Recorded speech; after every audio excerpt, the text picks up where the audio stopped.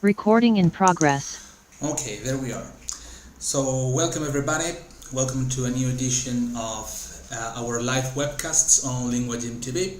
One more Thursday, 4 p.m. here in Spain. Much later in Malaysia, where our guest today is making an effort to stay awake. Alejandra Rodriguez, that will be with us, sharing her experience and helping us learn and understand more about everything related to the experience of living and working in Malaysia. Just a reminder, Lingua Gym TV is part of Lingua Gym, so the name itself says it all. We are a gym of languages. It's a place to train the language. So if you need to improve your English or any other language, and you need a method that motivates you, that gives you clear guidelines to improve what you need to improve, and the flexibility that you need to match your dedication to the language with your everyday activity, all this flexibility to choose the day, the time, the level, the language that you need, and with our positive mentality, first of all, and with our hands-on method, practical and to the point. We're very happy to help you feeling more comfortable with the language. Lingua Gym TV is one more way to be in touch with the language, to see that it's possible to have a good experience talking in English and sharing with the community your knowledge and your background, even though you are not a native person or a perfect bilingual. And today I am sure that it will be one more example. So first of all, let me introduce you to our guest today. So let's say hello to Alejandra Rodriguez. Where are you? 1 second. Good afternoon from Spain, Alejandra. I don't know what to say. Good evening. How are you? Hi. Good evening. It's evening. Yeah, it's 10 o'clock, 10 p.m. So yeah, hi. It's good to be here. Well, what time is it now there? Yeah, 10 p.m. 10 p.m. 10 past 10. So it's 10 past 10, 10 p.m. So there is a difference of 6 hours, right? 6, exactly, yeah. Okay, so you are in the future at this moment. Correct. How is the future at 10 o'clock? What should expect? Great. Yeah. Just traveling through time like that, just so empowering. Okay. Thanks for the effort, for being here. I know you are busy. I know it's late and you probably are tired after a hard day and you need to sleep, because I guess that people wake up very early in Malaysia. What time do you normally wake up every morning? It's interesting. The whole year round, we have the same amount of hours, of daylight hours. So every day the sun will set at 7:30, around 7:30, and we'll pretty much at the same time, 7:30 a.m. and 7:30 p.m. will be the sunrise and sunset. So it's pretty cool. It makes it quite easy to go to sleep early and then wake up with the sunrise. Yeah, so I would normally go to bed at 11, but obviously today is a special time. So well, that's interesting, because then you say that in that part of the world, the sunlight is stable all the year round. That's stable. Yeah. I don't know if this is good or bad. I guess it's good, isn't it? It's great. It's amazing. It's awesome. Compared to, for instance, when I used to live in the UK, that at certain parts of the year, for instance, when I was studying there, I remember I would go to university and it was dark, and then I would just leave in the evening, like just finish my lessons, and then it'll be dark again. It was so sad. Whereas here, I can have like my stable routine. There's no like such a high variation. Obviously, it's nice when you're in Spain and you have like longer days during the summertime. But I do really like the stability here. I do enjoy it. That sounds good. Sounds good. Well, as you can see or you can hear, Alejandra's English sound really British, and I think you will never lose that British accent. Oh, Um, I will, really? definitely. Yes, yes, because it's quite interesting as well compared to the English here. Malaysia has been like a British colony, right? So there's still many things that remain, such as, like flags, the way of driving, like such things. But the English is quite different. It's got a different tone as well. So it's very easy to catch because it's quite melodic as well. So it's very easy to catch. And some expressions are very, very Malaysian. For instance, what I just said to you at the very beginning of this conversation, they would say to you, correct, which is not like, it doesn't feel like different, but once you hear it a lot, like you will start saying correct to everything and everyone all the time. Okay. So it's interesting, yeah. But yeah, yeah, I can lose it for sure. Well, today we will be learning many more things Huh, like these examples. But let me just add that huh. my, besides what I said before, it's a special day for you because you received today your first dose of the vaccine. Yes, same. So, well, fortunately, I see that you are feeling well and there is no reaction. So, well, fingers crossed that you can resist the whole interview. Yes, thankfully, it'll be fine. It should be fine. Within Okay, the first 12 hours, we should be safe. good. Well, tell us a little bit about that. How is the process of vaccination going in the country? The Hmm. measures at this moment. How are you coping with everything right now? Truthfully, I was really pleased today with the way they handled, at least at this vaccination center. It was a pretty huge place, and they did it in a really neat way. They really kept the distance between like people. They queued at very specific points where we wouldn't like really, you know, cross contaminate or anything like that. So I was very pleased with my experience at the vaccination center in Penang. Then, in terms of the numbers, as I'm aware that Spain is around the 50%, 50% of the population has been vaccinated so far. Here is much, much lesser. Like here, it's around 10%. So it is. I've been lucky. I've been very lucky Why? to have Because it. you are a teacher. That's the reason. Because you belong to the educational sector. Well, it's a bit, how different countries have different procedures, right? So Malaysia, at the very beginning, they received a bunch of AstraZeneca. AstraZeneca? Is that? I'm Yeah, not yeah, sure. I think so. Yeah, yeah, yeah. AZ, they call it AZ, yeah. So they received a bunch of AZ jobs, and no one was keen to proceed with that jab, that specific injection.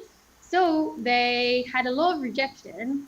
So they decided to open up a small, like a 10-minute, 10-minute, 15-minute option to register online for those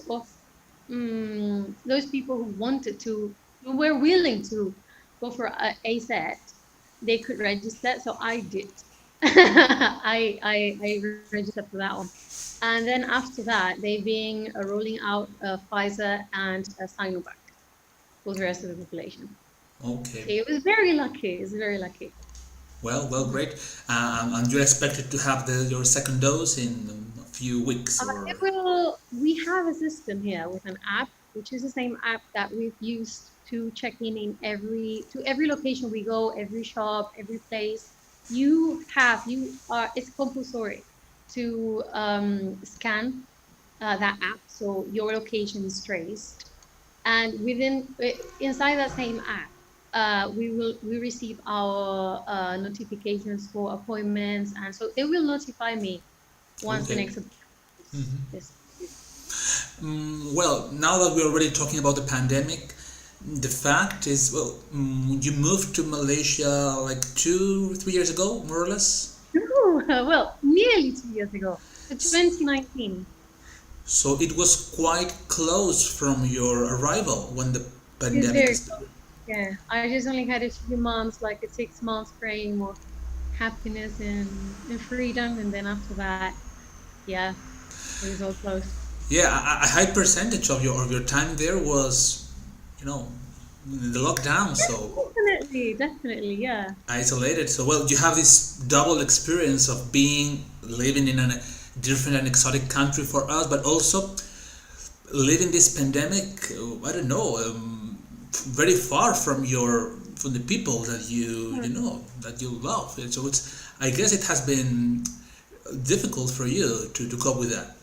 Tough. It's been tough. In fact, as you're all aware, in Spain there was the first closure, a first quarantine, right?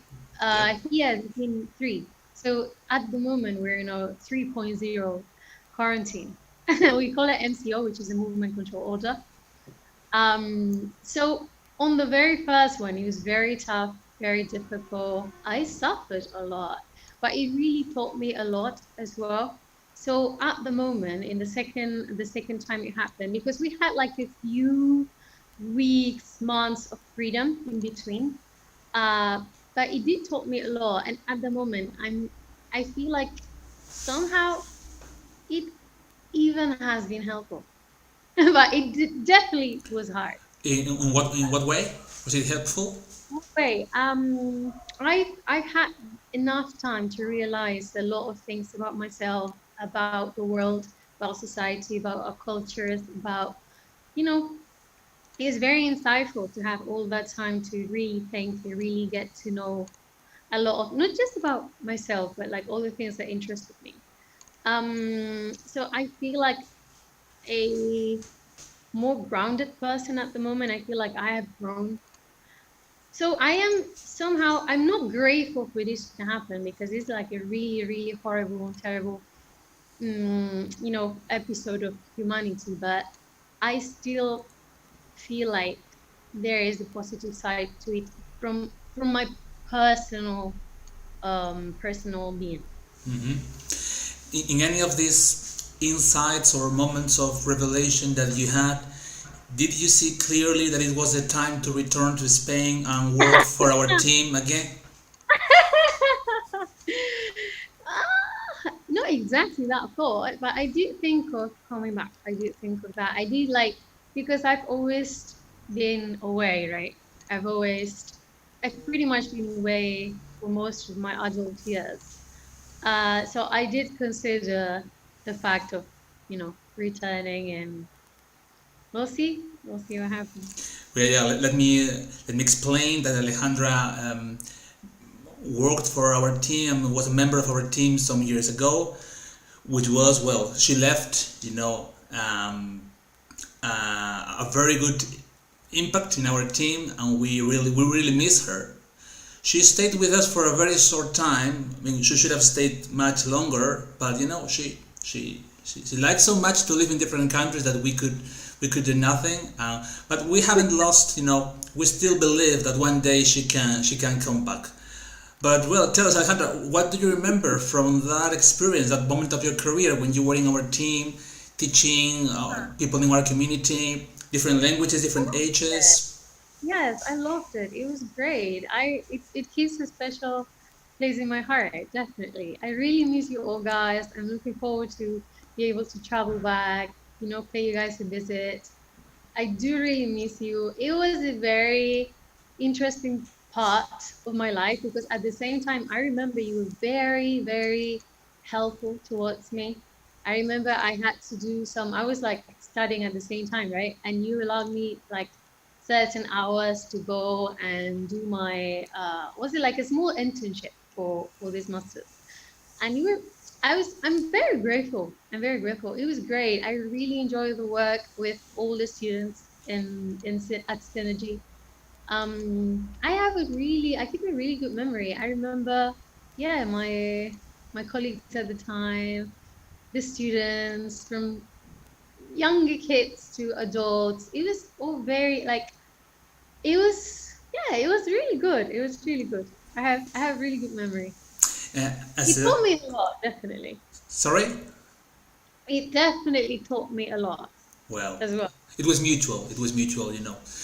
So the thing is that you were born in Spain, and as a native Spanish speaker, you learned how to speak two more languages because you had already lived in France, if I remember well, before joining our team. So you lived the process of learning English and French and become a fluent speaker, as we can say in the case of English, and then the process of teaching both languages. So you were in both sides. So um, what I don't know. What would you say to the people that are now watching this interview, listening to us, and well, training hard to try to become more fluent, more comfortable with the language? What are the main things that you have learned in this experience of using languages? Speaking, Okay. learning, teaching? That's a good question. That is a good question. Especially as a learner, I'd say as a learner, we all have different objectives. We all have different goals. For some of us, we really, truly do want to master certain aspects. It could be like pronunciation, it could be grammar. We do want to feel like we master that language, right? So I'd say teaching it is such a wonderful way of teaching. Let's say if you're trying to learn something, teaching it to someone who doesn't know it yet, it's really powerful because it allows you to really see if you understand it or not. So that is the place where I see that both those two can collide. In terms of learning, what can I tell you in terms of learning? I'd say for those who are training hard to gain that fluency, the way I did it myself is, of course, if you can travel abroad, that is really helpful. But that is not the only way. That is not the only way. I've trained myself as well with like teachers back home, and I studied by myself for exams, and I prepared exams. So that experience, um, it really helps. Like the work you do by yourself. I remember I would play the radio every morning. Like every time I have to go from A to B, I would just be playing the radio and listening to like conversations that were completely above my level, which who's like most of the vocabulary they were using, I wouldn't understand, but just to give myself that challenge. So don't get comfortable. Don't get comfortable. Don't be scared. Don't feel like you're not capable. Making mistakes is better than not making mistakes. Like it's much, much better that you put yourself out there and you try and you make those mistakes. It's much, much more important than trying to get it perfect and just not trying. Yeah. Hmm. Well, yeah, it's great to see that the more people you know from different parts of the world and different experiences, in the end, there's a couple of things that everybody agrees with, you know, which is the importance of giving more importance to the communication, that to the number of mistakes, and learning about the importance and the need of making mistakes. I think it's very interesting something that you said about teaching, because perhaps one of the most important points that we have been introducing lately in our method is that in some moments of the courses or the programs, the users have to teach, Yeah. which sounds really strange for them in the beginning, but when they understand how useful it is, they see first of all that they can, it's one more thing that they can do in the language, and it's, you know, incredible how much you learn or how much you consolidate what you know when you teach others. It is a Um, skill. It is definitely a skill. yeah. So I'm glad that you have just underlined that, because it's definitely something not very usual in the method, but something really useful. So thanks for I saying that. read, no worries. I read something about that as well a few years back, where in some like schooling systems, they would get the older kids to teach the younger kids, and in that way it would be even more, because you have to think as well that, and this is my perspective, right? Not at the higher levels. I wouldn't speak about, I wouldn't do, I don't know, I mean, perhaps, but at certain levels of like language learning, it is even easier to understand certain concepts if taught by someone, by a peer, by someone who's in the same level as you, and they manage to understand it and remember it really well thanks to this method they created, then perhaps it is then from learning it from a native, or then learning it from like a teacher that somehow has like a different learning strategy than you. So yeah, definitely, I agree. Yeah, actually, this webcast today, it's included in our series of webcasts named English Coaching, because well, today we are talking and going to talk about cultural things, but in the end, having you here with your experience as a teacher, it's a way to keep on helping people from different perspectives about the main process that they live in our community, which is learning the language. We are talking now about immersions, of course, and now we are talking more about the learning process. Yeah, you know, in the end, people say my level is an A1, is very poor, and then you see the people with the A2 and with the B1 and with the B2 saying the same. So my English is poor, is not enough. So, Exactly. and exactly with the C1, but when if you're a C1, you can I teach agree. others, and if you're a B1 or Uh, A2, you know something, and you can teach definitely. those points. Hmm. I have seen students exactly. I've seen students in this case because I'm teaching Spanish here, right? So I've seen students with an A1 being so proud and so happy and posting on the Facebook status or on the social media about their knowledge, like, oh, I've just got this exam, and they would post it with their own, creating their own sentences, which of course have mistakes, but you see how proud they are. And people with like A1 who think like that it's not good enough to even write a sentence, like, of course you can. Definitely. It's about communication, of course. And and yeah, definitely. It's about sometimes even learning a language is a bigger, it takes, how can I say? It takes even from us to leave our comfort zone to start thinking differently. If you think that you can in many other areas, you're gonna apply it as well to this one skill that you've got right now, right? So it's I feel like it can even be a way for someone to leave their comfort zone, to stop thinking like they're not good enough or they cannot do this for these silly reasons they had in their heads. Definitely. Yeah, to leave the comfort zone, feeling proud, because in the end, pride is a feeling. It's not a Yes. fact. So you can choose your feelings somehow. Well, now the thing is that you teach Spanish, like you said. You work for the University Kuala Lumpur, and now you have another one more experience teaching Spanish to Malaysian people. Um, I have to say something.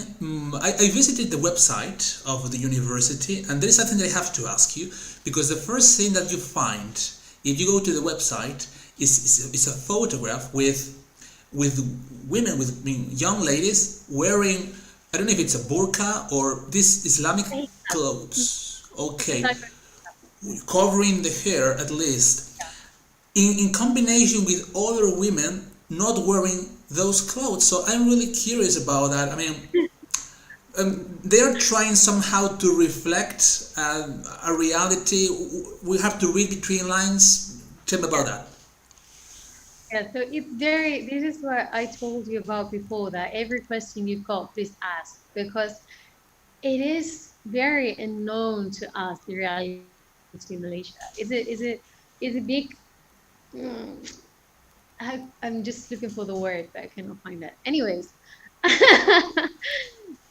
it's, we really don't know much about here. So what happens is, this is a Muslim country, which means like the government is ruled under yeah, under Islam. But at the same time, it is a country that has been put together with three different, they call it races. I know in Europe we wouldn't really use this term, but here is very, very extended. and by three races, which would be Indian, Chinese, and Malay. So it's not the same thing to say someone is Malay and to say someone is Malaysian. So everyone is Malaysian, but the Malay are heirs. They are specific, kind of like you could call them not settlers, but like the natives of the country. Whereas Chinese and Indian arrived later, but they still form the society here. So Malay are Muslims by default. That is there's no Malay with other religions. So those girls that you see wearing a hijab or wearing the headscarf, those are Malay girls. So all of my students who are Malay will be wearing a scarf.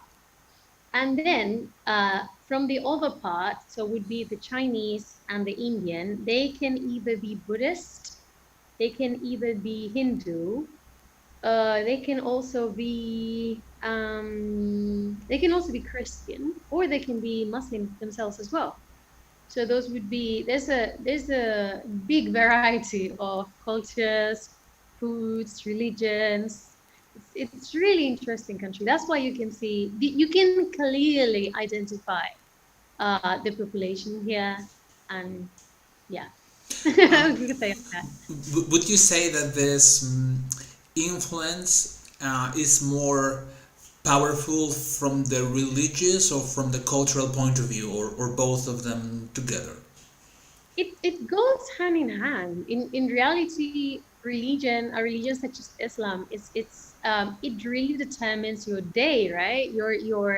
The way you live your day, it's determined by that. For instance, we hear the prayers every day at certain times. So outside my house, outside everyone's houses, and like even at my work, we would hear the prayers because the government is Muslim.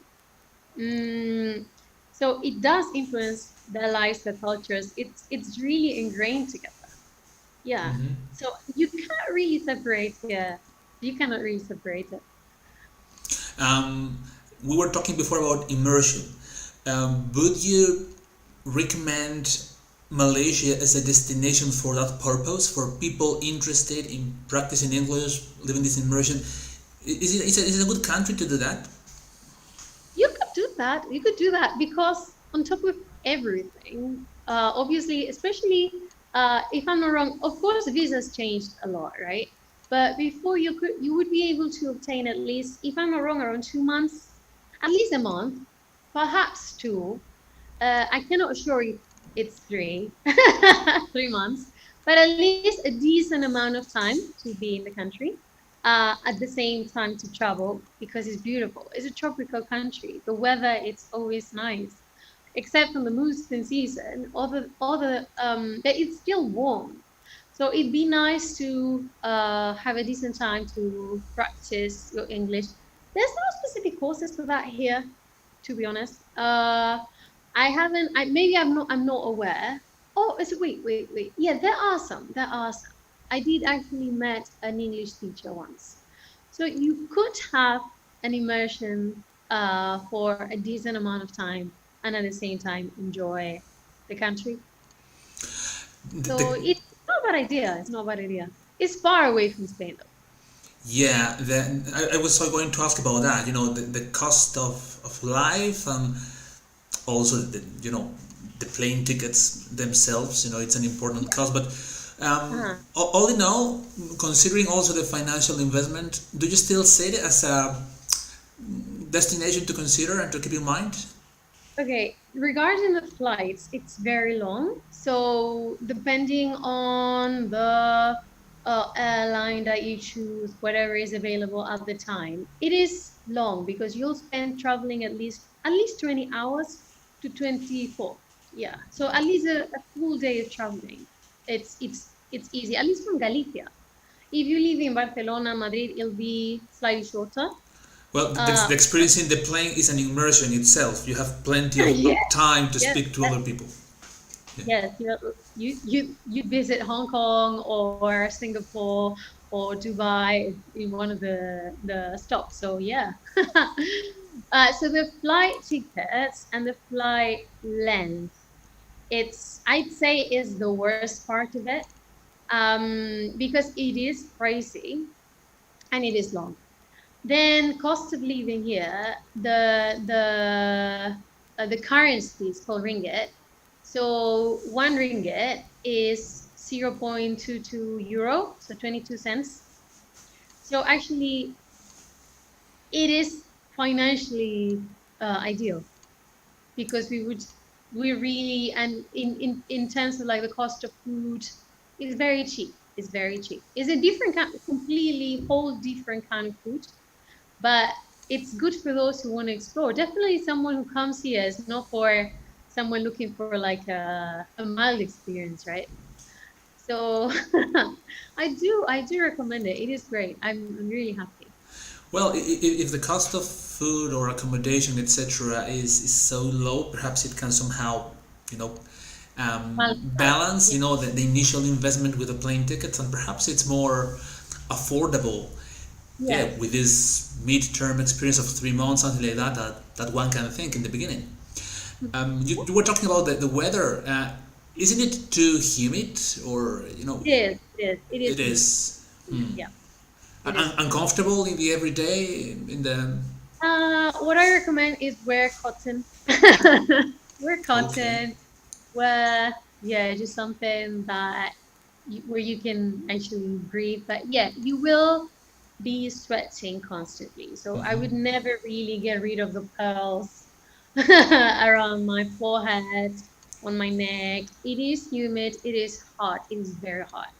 Okay, Yeah, it okay. is. For me, it's lovely. You said about the food that it's really different.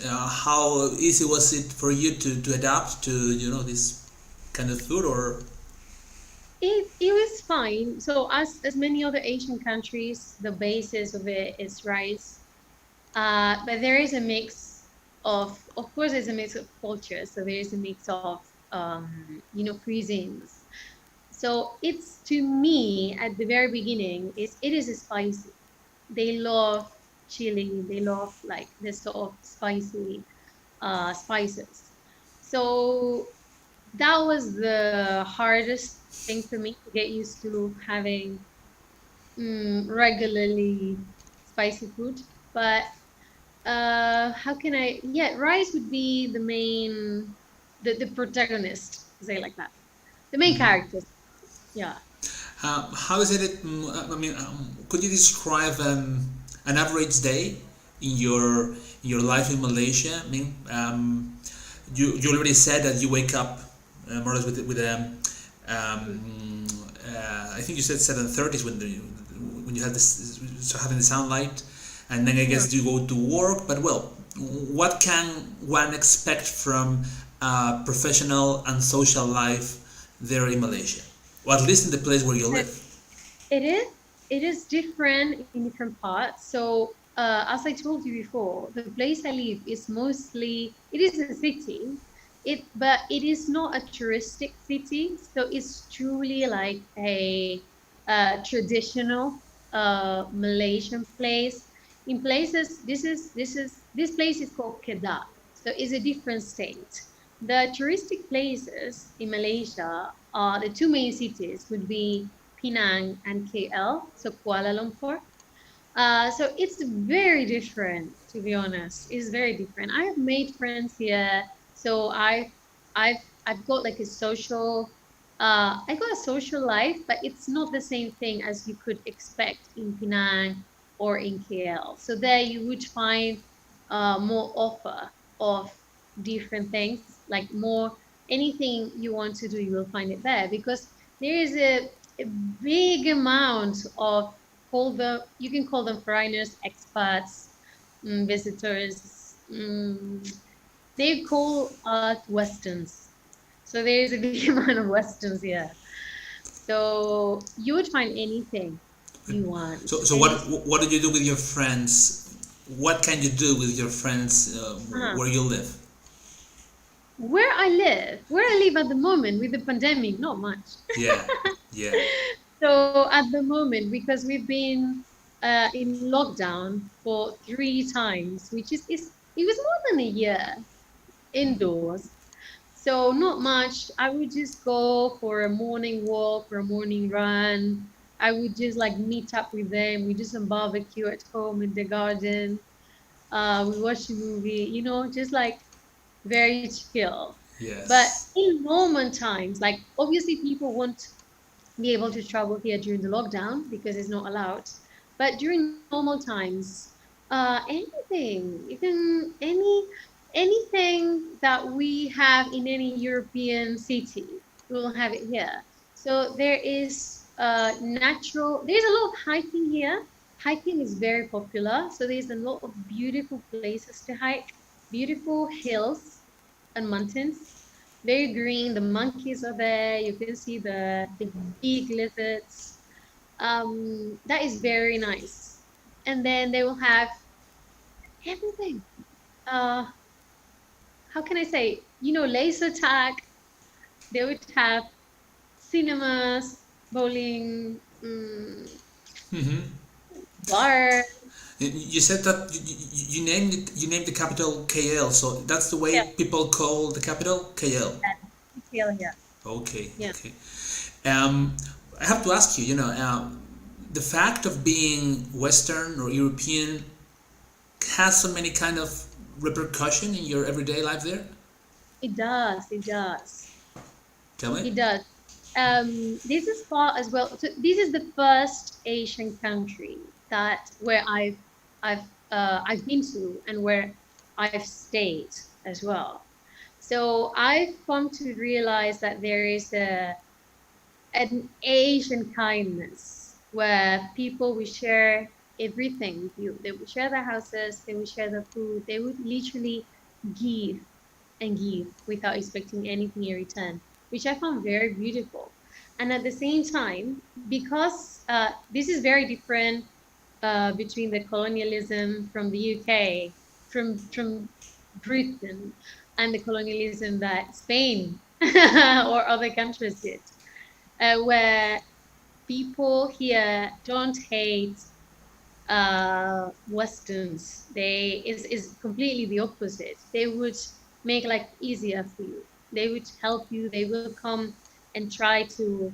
They see that you're not from here, so they will make it easier. They would treat you. Sometimes I call it a positive racism because they clearly distinguish it from my appearance, but in a positive way. Yeah, positive discrimination. Yeah. Yeah, so yeah, it definitely affects in a positive way. They don't see us as coming to take anything from them. It's the opposite. One more reason to be there and to go there as a tourist or as an immersion, as we said before. Huh. Great, sounds great. From the language point of view, you started talking about this peculiar way of speaking and this version of the language. How easy do you think it is for a person that is capable to communicate in English to be there Yeah, and to understand the locals? Yeah. definitely they have a different accent. For sure, they have a different accent. Do not expect British English. Do not. That's not what you're going to find. You're not going to find someone telling you, would you like to do this and that? No, it's much more direct. It's much easier, The actually. It's structure much of the easier. sentences itself, Yeah, of the they speech. Yeah. would simplify a lot the sentences. They wouldn't go through the whole. If someone in the UK would ask you, could you please do this for me? They would just ask, can or cannot. Yeah. So it's simply super direct. You can all the languages as well. Hmm. So yes, definitely for someone whose level is not as high, you could say, they would. Yeah, I don't think they would just struggle as much, perhaps. But the accent is different as well, so you do have to get used to it. Yeah, yeah, of course. And, That happens everywhere, I guess. In the end, it's. and here you need to adapt to their own, call it dialect. It's not really a dialect, but you need to adapt to their own dialect because they wouldn't use the British English either. So yeah, you would need to adopt Hmm. their ways as well. One more question before opening the last section, where I hope that somebody dares to ask you a question. But I would like to ask myself one more, which is about the professional life. We have been talking about teaching, and you work as a teacher, but I don't know. For a person that would consider the immersion, not only learning the language, but actually, as you're doing, working there, how is it? Would you say that is it for a Western person to find a job there and to have a contract?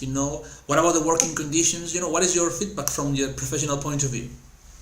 Okay, from the professional point of view, I need to say that Malaysia is strict in terms of who allows in the country to work. So you, for your visa, you need a sponsor, and your sponsor must be your employer. So your employer must be willing to pay for your visa and sponsor you for first sponsoring you for a certain amount of years. So either you would need to find a job you would need to be, first of all, a skilled worker. So you cannot just come to Malaysia and do any job. They have very strict profiles that they're looking for. So it would need to be a job that a Malaysian couldn't do. So in terms of languages, that is a benefit because they do have businesses with Spanish-speaking companies. So I know people who are more into that section of employment. But yeah, you cannot just come to the country and start working by yourself. That would be illegal. And you could get in big trouble because, of course, here, the law enforcement is different than what we have in Spain. So in terms of work, you would need a sponsor to sponsor for your visa. And in that case, then you can come to Malaysia. I see. Good to know. But what, like you said, the fact of speaking Spanish is itself a skill that Yes, that yes. locals, most of them, don't have. So Ah, um, this extra skill, together with your profile in sales or engineering, whatever, perhaps gives you a chance yes, and exactly. can open That's interesting pathway. Hmm. speaking English, Spanish, and Chinese. Yeah, Mm-hmm. it didn't really have an issue, I'd say. Okay.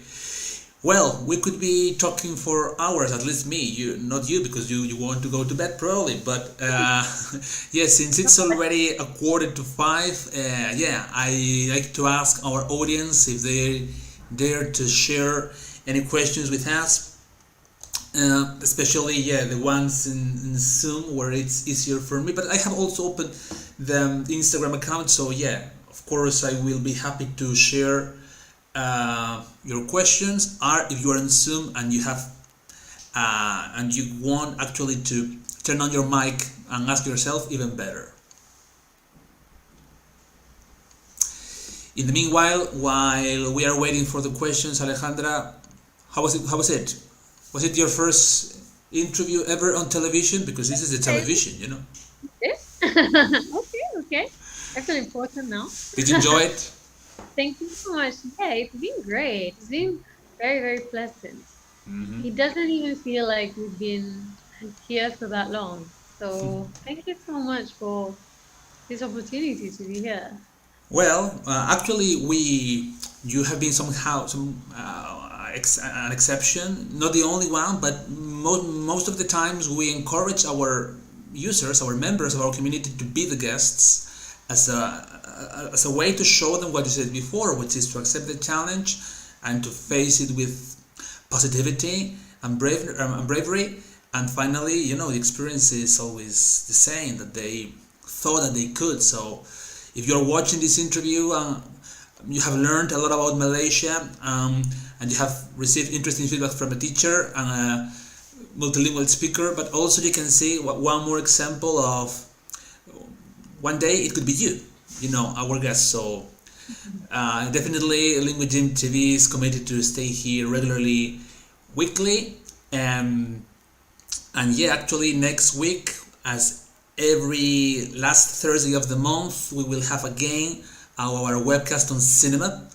And let me remind you that for the first time this month we will be opening our cinema forum where we'll be talking about a new release, and we will be talking about Black Widow, the last Marvel movie, with our expert in cinema Luis Bond. And so watch the movie if you haven't, and come to our live session next Thursday so we can go deeper with it together. Well, I see no questions. Sometimes our listeners are, I don't know if shyer or busier, but I highly encourage you to come and to ask because I think it's good for you. Let me see.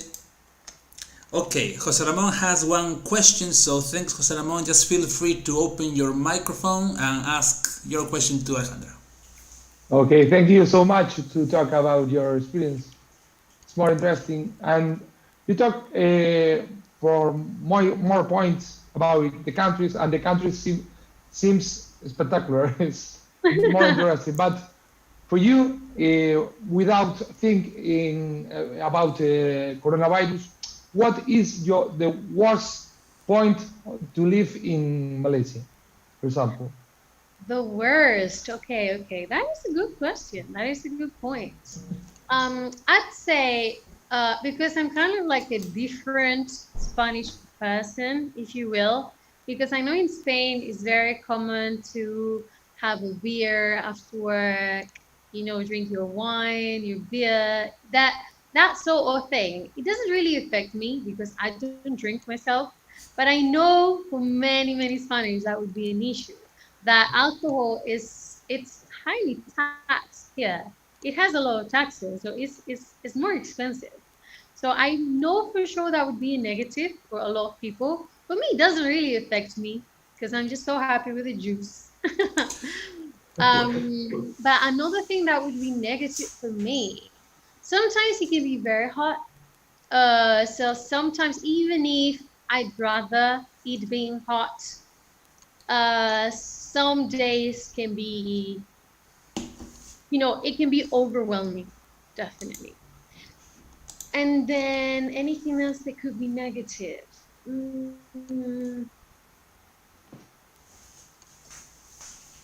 I think sometimes, you know what? Sometimes depends on the area where you live, right? Because at the moment, the place where I live is mostly, majority is Muslim. So the way you dress does create certain, not an issue, but you would see people staring, which doesn't really happen in any other country. You wouldn't, as at least as a lady, as a girl, you need to watch a bit what you're wearing. So in order not to create any, possible issue, it's not that you're going to have an issue, but you will have looks and it might be uncomfortable. So I think that's one of the things where I feel like I'm not completely free. Other than that, as free as in Spain, let's say. Other than that, I'd say I'm happy. People here are lovely. There's plenty of like food varieties to choose from. Truly, people are lovely. I think that's my favorite thing. I just felt very welcomed and very safe here. And I can say one more thing. Depends on the part of Malaysia where you're at. Depends on, there's like it's surrounded by water on the eastern side and the western side. The beach on one side, the water quality, right? The water state, it's a bit polluted, but on the other side, it's completely crystal clear, just as if you were in the Caribbean. In the east or in the west? In the west are pollution. Okay, and so on the western side, it's crystal clear. Okay. It's completely, it's like a paradise. It's a paradise. It's just this light blue water. It's absolutely beautiful. And it's such a shame that on the other side, so we have, sorry, no, in the eastern side, sorry, my bad. Eastern side. Probably. Yeah, No my problem. bad. Eastern side is crystal clear. Western side, there is pollution. I don't know exactly what is the reason, if it comes from another country, if it's like there's some sort of like factories there that have not been, I don't know exactly, but that is one thing to note, that you might expect something and then something else, depends on which side of the coast you are. Mm. And Okay, that's thank all. you. No worries. Thank you for the question. No, no. Congratulations, Jose Ramon. I am that is some kind of challenge as well, and it's very useful. So great and very interesting question. And well, you have Yeah. mentioned 2 or 3 things that are really important to know. Actually, perhaps 95% of our listeners, has discarded Malaysia after saying that it's very expensive for the alcoholic drinks. But well, the fact of having crystal clear beaches perhaps can help. And interesting what you say about the clothes, because sounds like very respectful people, but somehow the influence of this culture is not totally ready perhaps to see. I don't know. Now, for example, you're showing your shoulders. Uh-huh. You were in the street like that today. Was it? Depends on the location. For instance, if I'm going to work, I would be covered and I would be wearing like looser clothing. Okay. If I go to an area, as I told you before, today I was in Penang.